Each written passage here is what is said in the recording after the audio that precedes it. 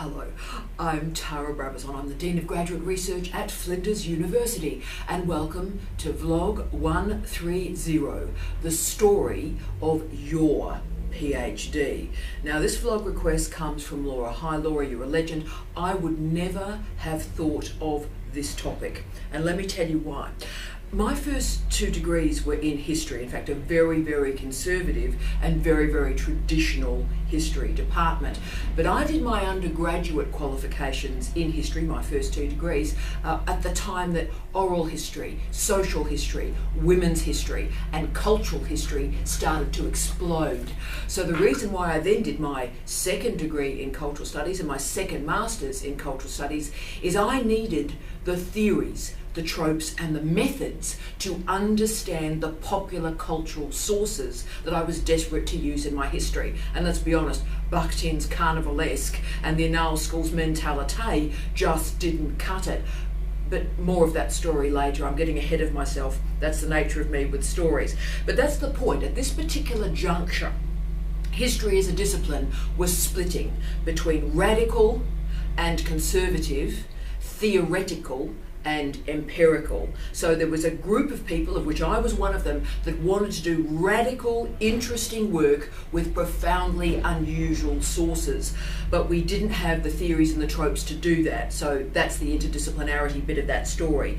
But there was also this very powerful group of people, let's call a spade a shovel, a powerful group of men that were terribly interested in writing the history of old white men and how they discovered stuff. Bless.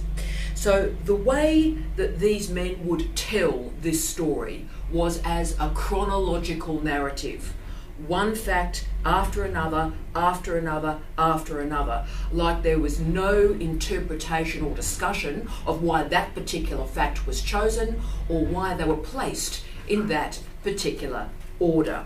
Now, even the legendary E.H. Carr in 1961 stated, quote, "History means interpretation." History means interpretation. History does not mean narrative. History does not mean linearity. History does not mean chronology. History means interpretation. I read that book when I was 17 years of age. I never got over it.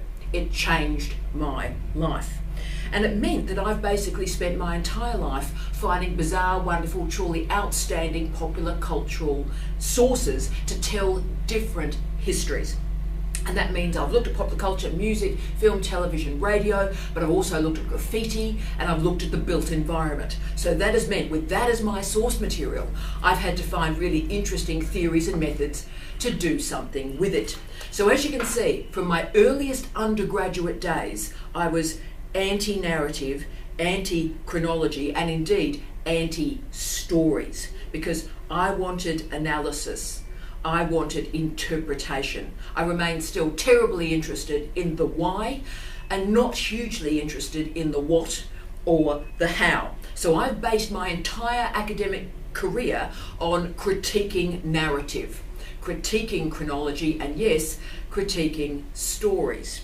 So as some of you may know, my supervisor for my PhD didn't read a word of my PhD. What I rarely talk about is the supervisor for my research master's qualification also did not read a word of it, and in fact never attended a single supervisory meeting in the 2 years that I was enrolled.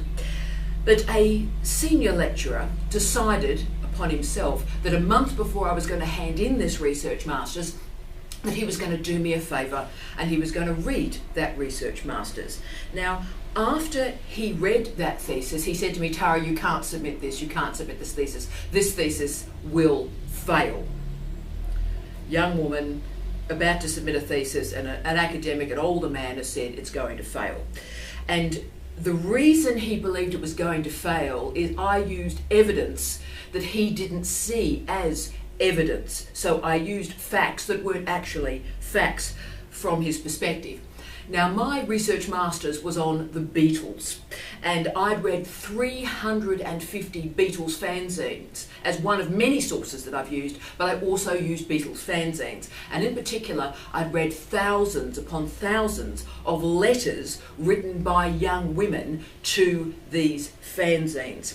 And I cited them because I wasn't happy to retell that old tale about, you know, the screaming girls screaming at the Beatles. No individuality, no sense of why they were doing it, just this screaming crowd of hysterical women. And I wanted to unpick that particular narrative and explore what was going on for those women. Young women, and I used these letters and these fanzines, and what I showed was the women were articulate, they understood their desire, they understood their pleasure, they understood why they were screaming, and they presented it through these letters. But the old traditional historian was so horrified that I gave credibility to young female Beatles fans, and absolutely horrified that I used fanzines as evidence. And by the way, the end point of that story is that thesis was passed without correction and with distinction. So that guy was #wrong. Seriously, wrong.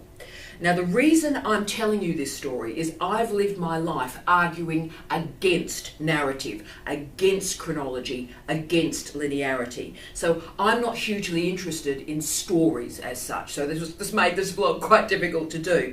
And whatever postmodernism may or may not be, the one definition probably we can all agree on is it is a critique of master narratives, the critique of the big stories in our life, like nationalism, like race, like masculinity, like femininity. They're often called depth narratives as well. So this notion of we all know what a woman is, we all know what a man is, we all know what Australia is. So those sort of master narratives were critiqued, and strongly, by postmodernism. So when Laura asked me to have a nice conversation, a nice vlog about narrative and storytelling in the PhD, I was absolutely horrified. So it's taken me 3 months of reading pretty deeply in this field of the use of narrative in the PhD space to offer this vlog. And look, I have found some fascinating research on this area. So noting my caveat, it's my absolute pleasure to talk through the role of the story and storytelling in what we do in doctoral education. And can I say, the weird thing is, I only realised when I was preparing this vlog that as a supervisor, but also as a dean, I've offered a series of interventions in the doctoral space using storytelling, using theories of narrative to move a student on. So there's going to be 3 case studies, 3 tropes, 3 andragogical interventions using stories that actually allowed a student to finish. So students that actually were probably going to leave the program with 1 intervention, with some sort of theorisation of story, they were able to progress and finish. So you'll hear those, and this vlog in some ways may change your life. If you're stuck at this moment, there may be a strategy that I'm going to talk about here to move you on. Okay, now the question that just about every PhD student despises is, so what's your PhD on? And of course, how do you reduce or reify down 100,000 words into 2 sentences? And one answer is to think of your PhD as a story, or the story of your PhD. And this is a great technique also, particularly for the dissemination of your results to non-academic audiences. So how did you get here? What was the research? Where is it going? But also it can resolve a serious theoretical, empirical, or methodological problem in your thesis. The story can move you on. I also find that the story of the PhD is very useful for students that are feeling isolated, and that's why I think so many PhD students run blogs during their candidature, so they get to tell the story of their PhD and gain feedback and support in real time. Now, many research methods rely on storytelling in some form. Oral historiography is a clear example, but so is ethnography. And importantly also, so many of the health sciences and their diagnostic parameters are reliant on the story of the patient, the story of the disease. Right. So how do we understand the cycle of experiments? So this experiment happened, and then this experiment happened, and then this experiment happened. So even in the lab-based sciences, there's a story that links those results. So how do we move those disparate research events into something that's meaningful? How do you also then locate yourself in some form into the research outcomes that you have created? And that's the whole point of this. You need to feel like a researcher that is placing your research into context. And of course, when you do that, when you think of yourself in relation to your research in a really calm and relaxed way, that stops, of course, the imposter syndrome stuff as well. You are part of the research, you're calm and relaxed with it, you're not disconnected or alienated from it. And that also, can I say, allows reflection and reflexivity, which enables a proper discussion, I would argue, of epistemology and ontology. But we also have to remember the hierarchy of evidence. I must tell the truth with you, as I always do, and the old historian in me has to summon this particular story for you. And that is, when you use stories in your PhD, you are opening yourself to critique, because for many men and women, stories are not seen to be as evidence, or if they are evidence, they're very, very low in the hierarchy of source material. But look, there are so many great stories and story arcs that exist in our culture. You know, the quest narrative, the love story, the rags to riches story. But again, remember, there is a hierarchy of evidence. I've fought my entire life against that hierarchy of evidence, but stories are quite low. So therefore, in your PhD, the story has to do something. It can't just stand on its own. It needs to scaffold the next stage of your scholarship. And this is important. Just because you feel something does not mean that it's knowledge. And that's why I always urge caution. In the old days, which was probably 10 to 15 years ago, my PhD students at that point, so about 3 generations ago of my PhD students, used to ask me a question, and that question used to be, Tara, can I use I in my thesis? It's interesting, no one asks that question anymore. Isn't that interesting? But 10, 15 years ago, oh Tara, can I use I in my PhD? And my answer to that always used to be, and I can feel all my former students rolling their eyes, my answer to the question, can I use I in my thesis, has always been yes, but don't prostitute the I. Now what I mean by that phrase, don't prostitute the I, is you've got an I, use it, but don't pretend it is intrinsically meaningful. Don't think that just because you've used it, it actually has any currency or depth or importance. And also, don't waste your I. If you're going to say I, then give it rhetorical power. Make it operate with power in the thesis. And also, as I always say, never write I think or I feel in a PhD. What you think or feel is not terribly important. What you know is important. So if you're going to use I, make it a powerful I. And I want to give you 3 ways in which you can use a powerful I, and 3 strategies, case studies of when a story has been used in a PhD and it's actually saved the candidature. These are real case studies from real students that have happened in this actual office. And the disciplines from which I take these case studies may surprise you. Engineering, applied social science, and health science. Okay, so firstly to our wonderful engineer. He was a great guy. He came into my office about 2 months into my term as dean. And he came and he said, look, Tara, I think I'm out. My PhD is in trouble and I can't think of a way out of this. I'm just coming in, I'm about to withdraw my candidacy, but I just want to give this one chance and see the new dean. Now, the story he told me in this office was the classic story for engineers. Engineers have very successful candidatures, they're very, very quick, and they're wonderful men and women. I love being involved in engineering projects, they're fantastic. But when something goes wrong in an engineering candidacy, this is the story. The project for him started incredibly well. He got a fantastic set of first results. And as so often happens in the engineering space, of course, their dissemination mechanism, like computer science, is through conference proceedings, refereed conference proceedings, which is an incredibly fast way to do dissemination. So we got these great results, did conference proceedings, out went these results, magnificent. So it's all going incredibly well. Then he got a job and switched to part-time. Jump cut. He's in my office 6 years later. And suddenly, this is the important bit of this story, he said to me, the original piece has been cited 33 times. And I went, that is just absolutely amazing. Congratulations, mate, that's tremendous. So that original piece, 33 times it had been cited.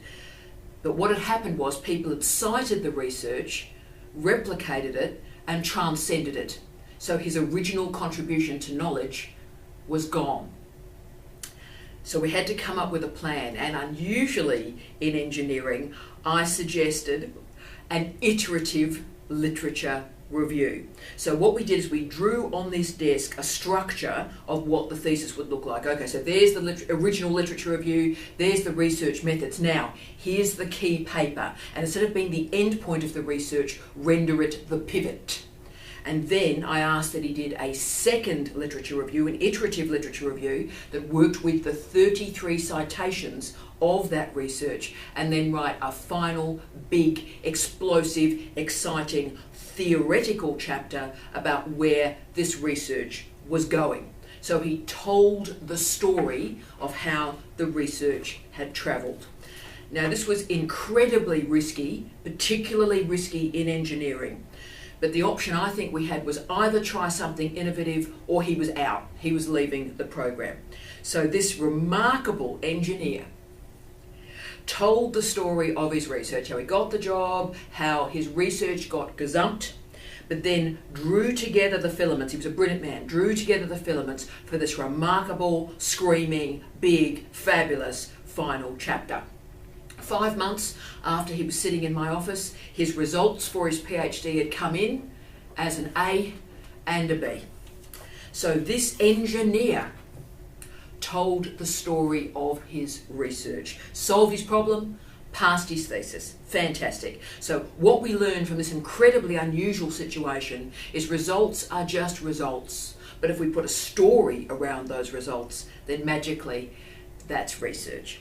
The meta lesson, though, can I say, for our wonderful engineers out there, big respect to Tonsley, is guys and gals, if you're going to go early, then make sure you've got a trajectory to finish. This is really, really important. So for the men and women enrolled in a PhD in engineering, and you get those early great results, that's fantastic. But before you publish, just take a breath and guarantee to yourself that this is the trajectory for your completion. Because if you don't, you'll be gazumped because of the nature of engineering and also computer science dissemination protocols. So just be aware of that. Okay, my second story comes from applied social science. And I can name this wonderful student because you're meeting him next week.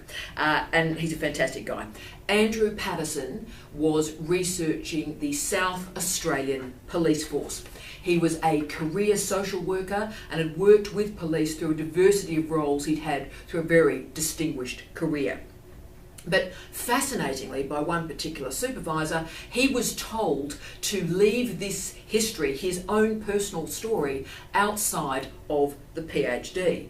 Now, in this case, leaving himself outside of the thesis was not methodologically honest, because, and I only realised this when I read his incredible testimony, so did Steve, the only reason Andrew was able to gain the incredible rich interview information that he received was because who he was.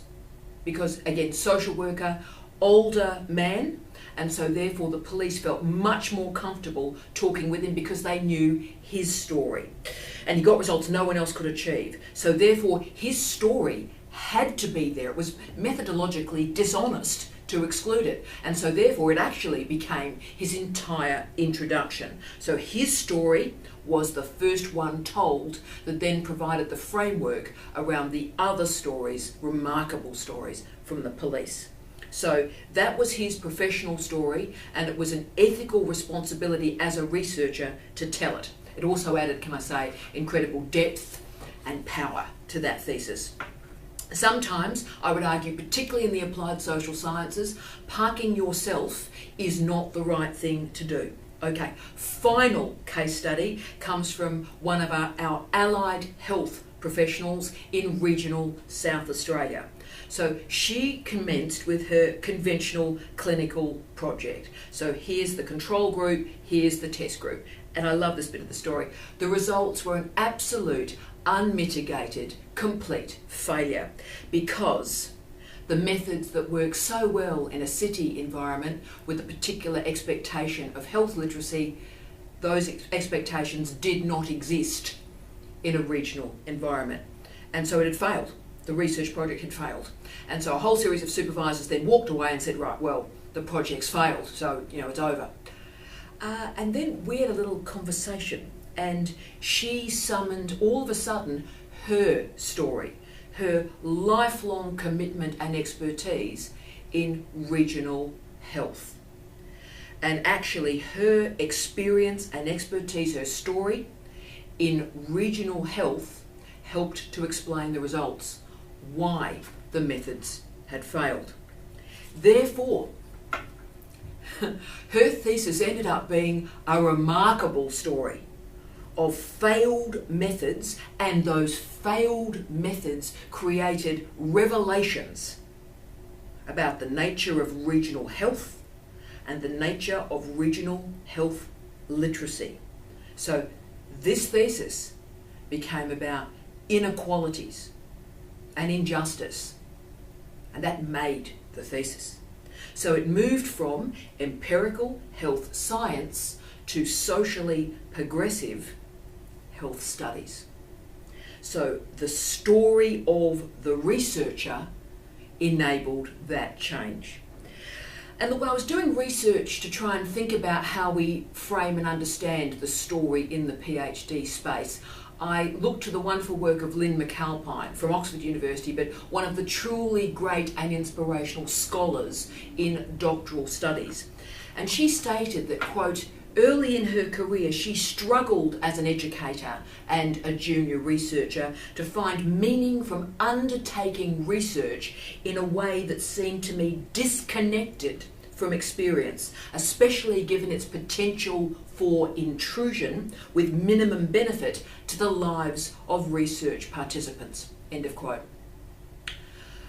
That piece really spoke to me.